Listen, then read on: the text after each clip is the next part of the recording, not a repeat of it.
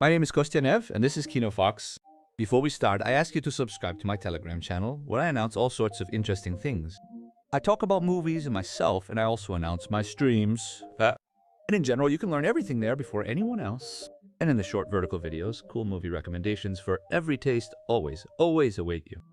In one of the laboratories, an interrogation is underway during which agents in special suits ask Dr. Annika questions, curious about what she saw and how she managed to survive. The woman recalls her childhood and her younger sister, Clara. She used to ask her a ton of questions about space, and Annika tried to answer them. One day, the girls caught a firefly, but let it out of the jar so it could live. A moment later, Clara suddenly falls ill. The girl is taken to the hospital, where she dies unexpectedly. Once grown up, Annika attends a lecture by billionaire Sam, who believes that other life forms exist in the world. The man answers questions and unexpectedly asks Annika to stand up, because she is the only and first person who managed to photograph nothing less than dark matter. Later, he confesses to her that he is a fan of hers and wants her to work with him. After all, with her image, she proved that the universe is not empty at all. Annika explains that she combined 233 different datasets, which allowed her to notice not chaos, but a certain order. And she does all this in order to find out what is actually beyond our planet. Sam offers her a contract at a remote laboratory, hinting that he is studying aliens. Moreover, in his opinion, they have been on Earth for a long time. Forget about your little green men. Searching the radio spectrum is like looking for a needle in a haystack.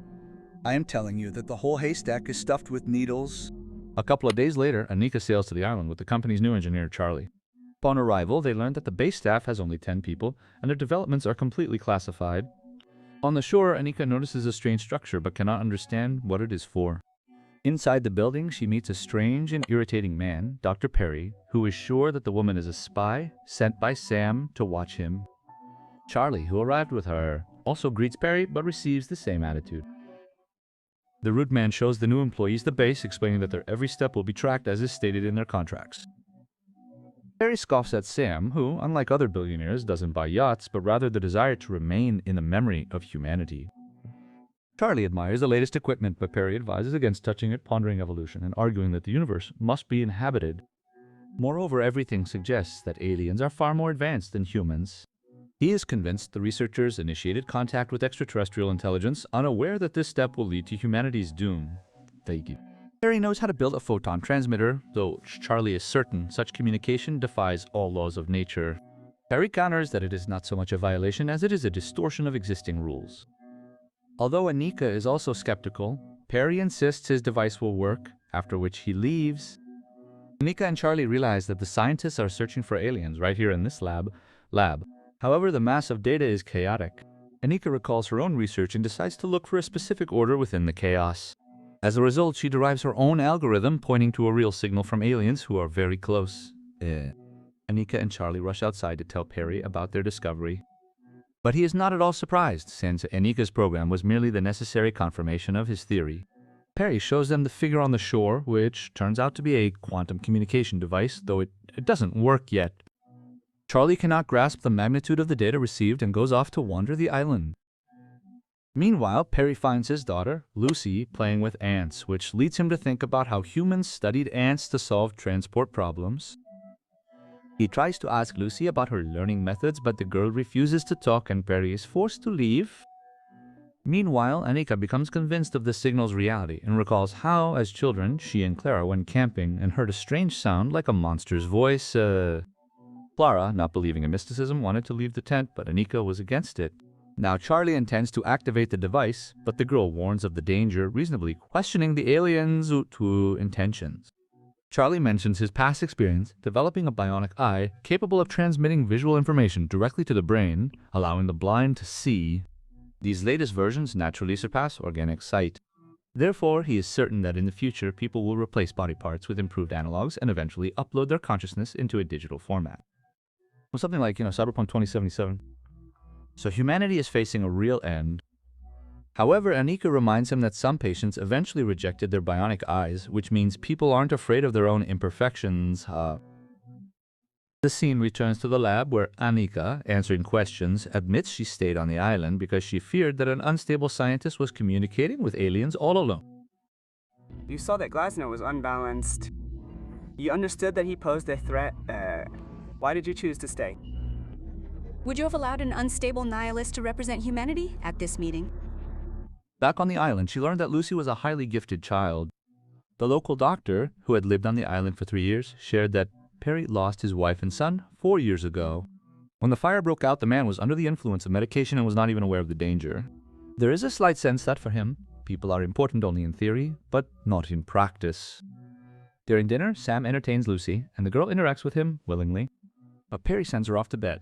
Charlie tells Sam that the signal is real, and Anika suggests informing other scientists about it. But the billionaire objects, as he intends to see the matter through to the end and present humanity with an established connection with an established connection. Anika reminds him that responding to the signal is very risky, as no one knows the intentions of this extraterrestrial civilization. And while they argue, Perry suddenly starts talking about the strange behavior of the local animals. Anika returns to the discussion and asks the billionaire to give her just 1 week before he sends a signal deep into the universe. Perry continues talking about the unnatural behavior of the horses and goats forced to live in the same pen. He suddenly becomes aggressive, orders Charlie to finish his device, and walks away. Sam admits that Perry is given medication to suppress his aggression and agrees to give Anika 1 more week. The billionaire goes to sleep, and left alone, Anika confesses to Charlie her fear of the aliens. However, the man is certain that the universe has plenty of resources and humans cannot serve as food, so there is no point for an advanced mind to destroy our planet. In the present, agents ask why the woman didn't stop Charlie if she thought the aliens were so dangerous.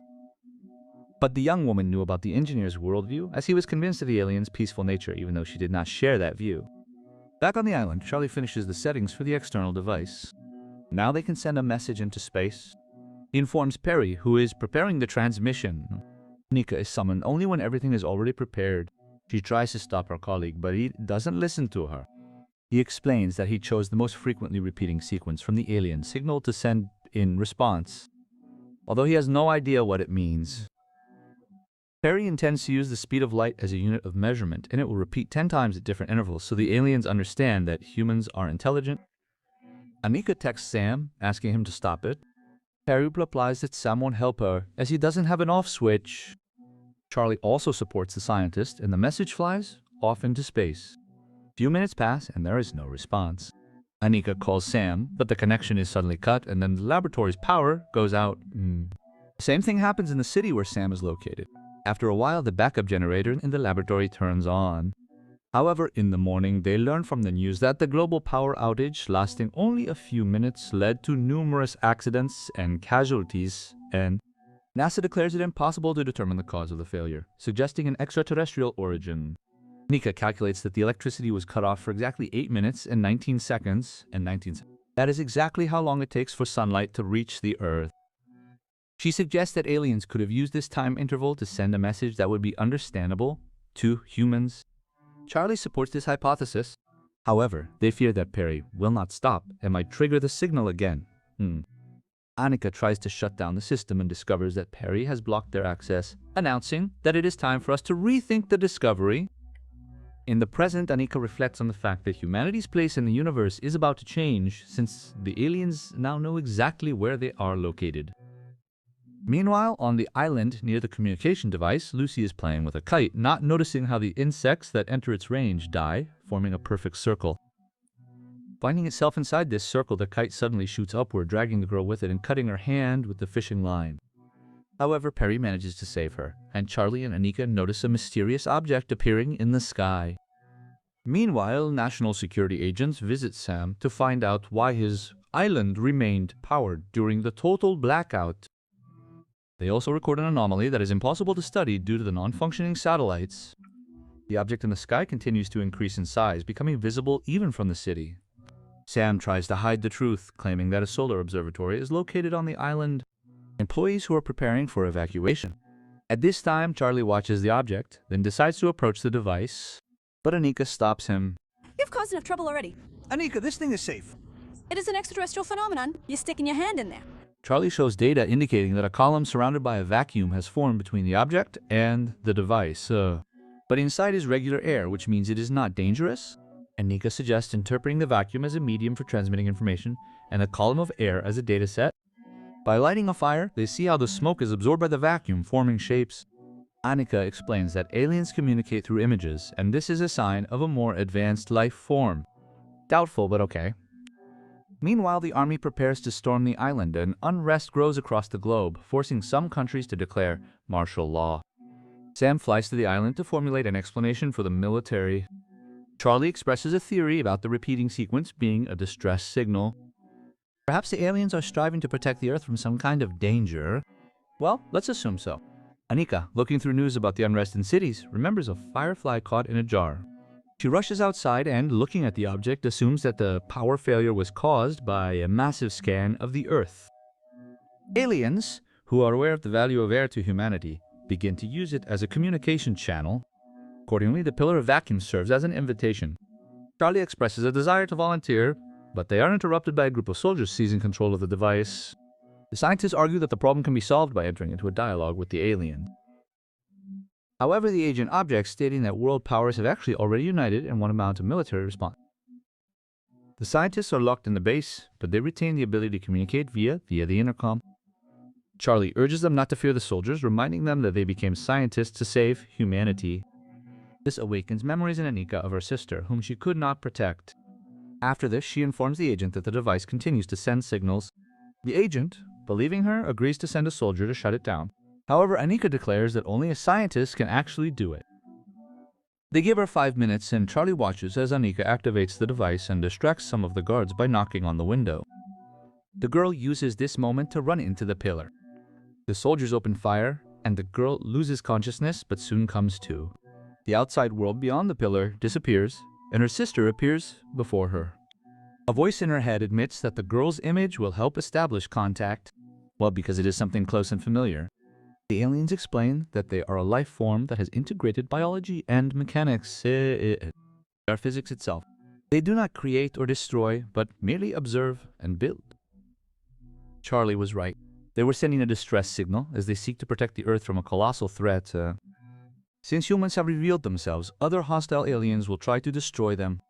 Perhaps at some point in the future, humanity will reach a new stage of evolution, like them. But for now, people can hide. We evolved. Evolved. And now you are the universe itself.